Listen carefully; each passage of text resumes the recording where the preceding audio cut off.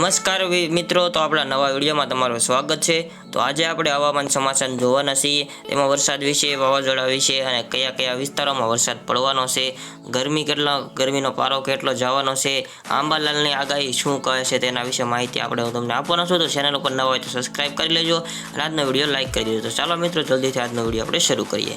તો પહેલાં લઈ લઈએ મિત્રો રાજકોટના સમાચાર। તો રાજકોટમાં જસદણ ગામે તથા શહેરી વિસ્તારમાં ધોધમાર વરસાદ વરસ્યો છે। જસદણના આટકોટ ગામે મિની વાવાઝોડું ફૂંકાયું। વધારે પવન અને વરસાદ હોવાથી વૃક્ષો ધરાશાયી થયા છે। તો જસદણ ગામે મોટું નુકસાન જોવા મળી રહ્યું છે। તેની સાથે ભારે વરસાદને કારણે ખેતરોમાં પાણી ભરાઈ ગયા છે અને પવનના કારણે દુકાનોના છાપરા પણ ઉડી ગયા છે અને ખેડૂતોના ઊભો પાકને નુકસાન પણ જોવા મળી રહ્યું છે। 40-50 કિમીના પ્રતિ કલાકના ઘંટે પવન ફૂંકાઈ રહ્યો છે અત્યારે હાલમાં।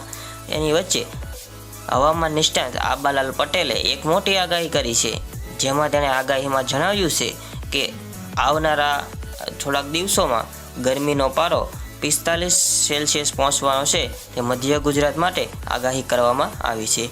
મધ્ય ગુજરાતમાં આવનારા દિવસોમાં પારો ગરમીનો વધારે રહેવાનો છે અને લોકો ગરમીનો અનુભવ કરવાના છે, લૂનો અનુભવ કરવાના છે અને બફારાનો અનુભવ પણ કરવાના છે।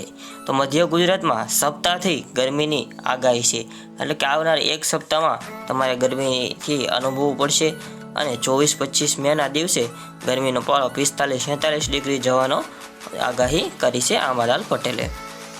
આગળ વધીએ તો ખાંભાના વિસ્તારમાં મિની વાવાઝોડું ફૂંકાવાના કારણે ખેડૂતો રાતા પાણીએ રોતા જોવા મળે છે। અત્યારે હાલમાં વરસાદ અને પવન હોવાથી ખેડૂતોના ઊભા પાક ગ્રામ્ય વિસ્તારમાં તલ અને મગના ઊભા પાકને વ્યાપક નુકસાન થયું છે। ખેડૂતો તલ અને મગનો પાક લેવા તૈયાર જતા ત્યાં આ ભગવાનનો કહેર સાથે વરસાદ અને પવન ફૂંકાતા ખેડૂતોને મોટું નુકસાન જોવા મળી રહ્યું છે। આ માવઠાને લીધે ખેડૂતોના તૈયાર પાક પર મોટું નુકસાન જોવા મળી રહ્યું છે, જેથી ખેડૂતો રાતા પાણીએ રોવાની દિશા આવી છે। હજુ ગુજરાતની અંદર આગામી 3 દિવસ વાતાવરણમાં પલટો થઈ શકે છે, જેમાં વરસાદ અને પવન ફૂંકાવાની સંભાવના છે, જ્યારે રાજ્યના અલગ અલગ વિસ્તારોમાં વાદળછાયું વાતાવરણ જોવા મળી રહ્યું છે। વાદળછાયા વાતાવરણ સાથે ગરમી અને બાફનો અનુભવ પણ જોવા મળ્યો છે। રાજ્યના અલગ અલગ જિલ્લાઓમાં વાદળછાયું વાતાવરણ, ઝાપટા, પવનો ફૂંકાવાની સંભાવના રહેલી છે। હાલમાં થોડાક જિલ્લામાં રાજકોટમાં આટકોટ, જસદણ તે બધા વિસ્તારોમાં પવનો હતા આજમાં। આગળ વધીએ તો ગુજરાતમાં ભેજયુક્ત અને હીટયુક્ત પવનો જોવા મળી રહ્યા છે। ગરમીવાળા પવનો અને ભેજવાળા પવનો ગુજરાતમાં આવી રહ્યા છે, એટલા માટે ભેજને અને ગરમીનો બેનો અનુભવ થાય છે, વરસાદ પણ પડે છે અને બફારાનો પણ અનુભવ થાય છે। તો રાજ્યની અંદર ખૂબ જ ગરમી અને બફારાનું પ્રમાણ વધી ગયું છે। તો આજના સમાચાર મિત્રો એટલા જ હતા।